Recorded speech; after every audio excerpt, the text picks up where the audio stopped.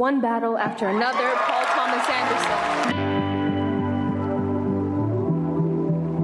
Anderson. Merci infiniment. Il faut vraiment se donner à fond pour décrocher un prix comme celui-là. Une cérémonie sage et sans grande surprise, le triomphe de une bataille après l'autre de Paul Thomas Anderson, Michael B. Jordan et Jessie Buckley récompensés pour leurs prestations.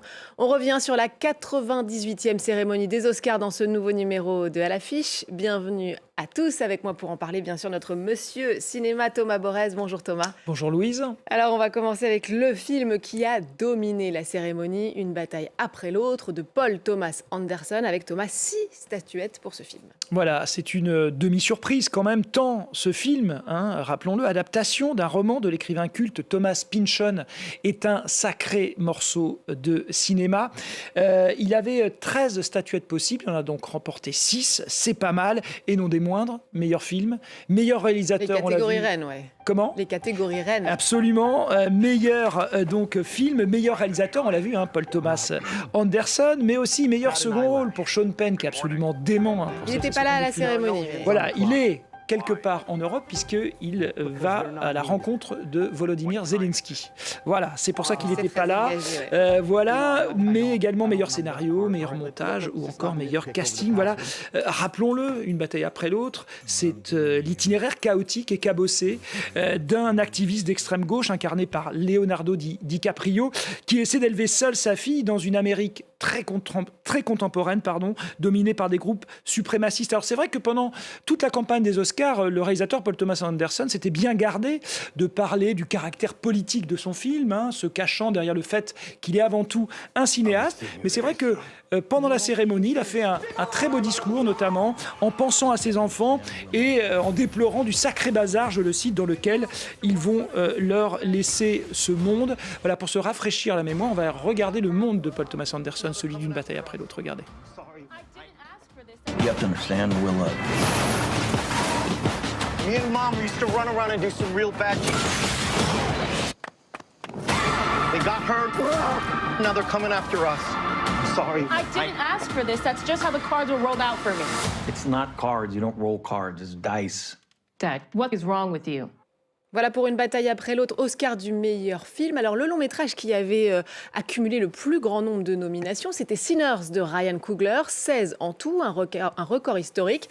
Et Thomas, ça n'a pas été tout à fait la razzia annoncée. Belle récompense tout de même pour Michael B. Jordan. Il remporte l'Oscar du meilleur acteur à la barbe de Timothée Chalamet. Et ouais, Timothée Chalamet qui était parti bille en tête pendant cette campagne des Oscars, a priori grand favori pour son rôle de pongiste dans l'Amérique des années 50, dans le film Marty suprême de Josh Sadier.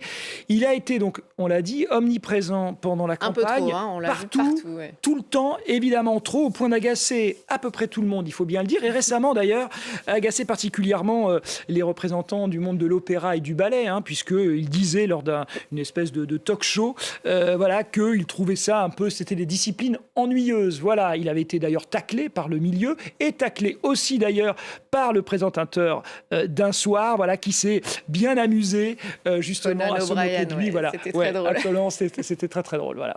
Alors un prix en tout cas d'autant plus mérité pour Michael B. Jordan, qui joue non seulement, pas seulement un personnage, mais deux dans Sinners, puisqu'il y interprète des jumeaux.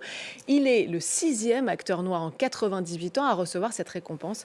On écoute tout de suite Michael B. Jordan. Si je me tiens ici aujourd'hui, c'est grâce à ceux qui m'ont précédé. Sidney Poitier, Denzel Washington, Halle Berry, Jamie Foxx, Forest Whitaker, Will Smith. Voilà, c'est très émouvant de le regarder. Il était très content. Voilà, donc c'est amplement mérité pour Sinners. Sinners, qui est un film aussi politique, surtout un film de vampire. C'est vraiment un thriller horrifique qui se passe dans le sud des États-Unis. Les États-Unis pendant la ségrégation. Un film hybride qui surfe d'ailleurs sur plusieurs genres, et notamment donc l'horreur. L'horreur, un genre très populaire, mais rarement célébré aux Oscars, faut bien le dire. C'est souvent le parent pauvre. Et pourtant, cette année, le cinéma d'horreur s'est la cérémonie et les votants se sont rattrapés, puisque, outre Sinners, on l'a dit, eh bien, il y a aussi le Frankenstein de Guillermo del Toro, qui a été récompensé dans 3 Oscars techniques, mais aussi, alors ça je suis très content, c'est l'actrice Amy Madigan. Alors pour celles et ceux qui ont vu ce film d'horreur qui s'appelle Évanoui de Zach Cregger, qui a été l'un des cartons de l'été dernier au box-office américain, elle est absolument démente. Elle joue une espèce de tata un peu folle. Ouais, dans un look totalement... Un look complètement déjanté. Voilà, exactement. Eh bien, elle a obtenu l'Oscar du meilleur second rôle féminin, et ça, c'est une très belle surprise. Alors, puisqu'on parlait là à l'instant de Sinners, dans cette catégorie de films horrifiques, il faut noter une autre récompense remportée par le prix. Et là, c'est une statuette qu'on peut qualifier d'historique. Historique. Alors, elle s'appelle Autumn Cheyenne Durald Arcapo. Voilà, elle a 46 ans, elle est américaine, d'une mère philippine et d'un père afro-américain créole. Et surtout, elle est chef opératrice. Je dis surtout, puisque c'est la première femme, donc chef opératrice, à obtenir cette statuette. Rappelons que les chefs opérateurs et chefs opératrices, ce sont ceux qui sont responsables de l'image, donc de la lumière des films. Et Dieu sait s'il y avait un beau travail à faire dans Sinners, avec cette espèce de climat moite du grand sud des États-Unis pendant la ségrégation. Bref, on l'écoute. Elle était forcément très heureuse et pleine d'espoir pour les prochaines générations. Écoutez-la. Beaucoup de petites filles qui me ressemblent vont très bien dormir ce soir, car elles sauront qu'elles voudront devenir directrices de la photographie. Voilà encore une très bonne nouvelle grâce, on le répète, à Sinners de Ryan Coogler. À noter que le studio Warner est l'un des grands gagnants de cette cérémonie, puisque c'est le studio qui a donc produit Une bataille après l'autre, et donc le fameux Sinners. Les deux grands gagnants. Voilà, 11 statuettes en tout. Et c'est un beau score à l'heure où le mythique studio, qui est connu pour son indépendance d'esprit, est en passe d'être racheté par la Paramount sous la houlette du magnat proche de Donald Trump. Il s'appelle David Ellison. Voilà, donc cette razzia aux Oscars a tout l'air presque d'un baroud d'honneur pour le mythique studio, qui pourrait perdre d'ailleurs, donc du coup, de son indépendance d'esprit. Je l'ai dit, à noter que, puisqu'on parle d'économie, Netflix et le deuxième studio a tiré son épingle du jeu avec cette statuette. Donc les films venus d'Hollywood pourraient s'agir encore un peu plus, malheureusement. Absolument. Alors du côté des actrices, là on peut dire qu'il n'y avait pas de surprise. Elle était ultra favorite. Jessie Buckley l'a emporté pour son rôle dans Hamnet. Elle avait déjà remporté le Critics' Choice Award, le Golden Globe et le BAFTA. C'était tout tracé. Voilà, c'est tout tracé. Il n'y a pas eu donc de surprise, et c'est, on va dire, quand même assez mérité. Rappelons-le que dans Hamnet, elle joue la femme de William Shakespeare, Hamnet de Chloé Zhao, cette femme qui se voit donc dépossédée du deuil de son enfant par l'inspiration géniale de son prestigieux mari. Voilà, on va l'écouter, l'actrice irlandaise, et surtout noter que c'est la première actrice irlandaise à obtenir l'Oscar de la meilleure actrice, donc forcément, elle était doublement contente. C'est aujourd'hui la fête des mères au Royaume-Uni. Je voudrais donc dédier ce texte au magnifique chaos qui règne dans le cœur d'une mère.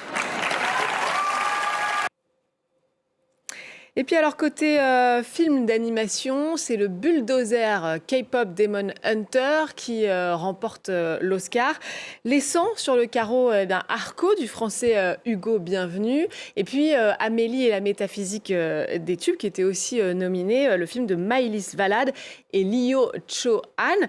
C'est vrai qu'on peut le dire, les Français n'ont pas eu un très grand succès lors de cette cérémonie. Oui, et c'est dommage parce que dans cette catégorie, il y avait peut-être mieux à faire. Alors, j'ai rien contre K-pop Demon Hunter, qui est un véritable phénomène mondial, mais c'est vrai que des tentatives d'animation très belles et très, on va dire, hybrides, telles que Arco, c'est un petit peu dommage. Aurait mérité un peu mieux. Bon, déjà, faire partie des finalistes, c'est quand même déjà exceptionnel. C'était déjà une belle mais du coup, effectivement, ça n'a pas été la razzia pour les Français, et même aussi dans la catégorie du meilleur film étranger, puisque c'est le film du Norvégien, Sentimental Value, valeur sentimentale, qu'il a obtenu, au nez, à la barbe, si je puis dire, du film Un simple accident de l'Iranien Jafar Panahi, couronné déjà d'une palme d'or lors du dernier festival de Cannes. Et c'est un film français, puisqu'il est produit par une société française et donc il concourait sous la bannière française. Vous me faites la transition parfaite puisqu'on peut quand même terminer sur un petit cocorico pour notre cinéma hexagonal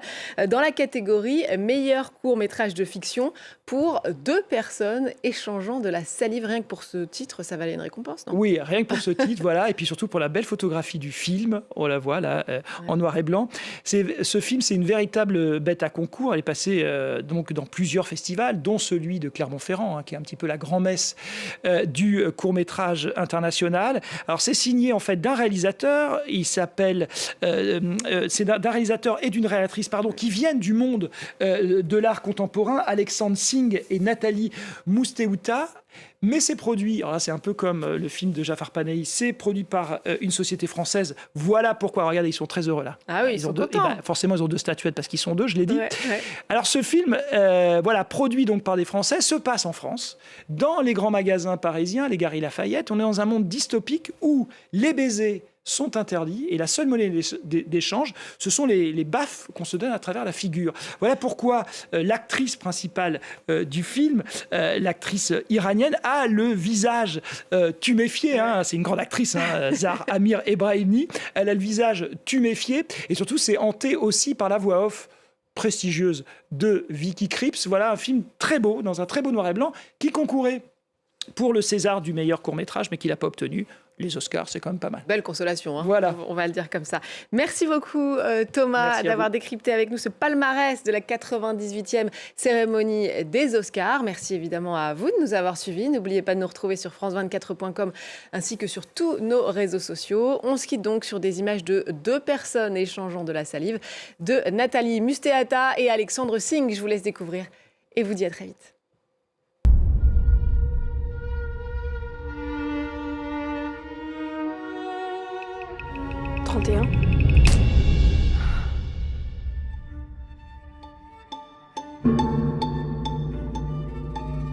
Ça se passe de plus en plus. Je vous préviens, si jamais vous osez verbaliser ce... Verbaliser quoi? Une évidence?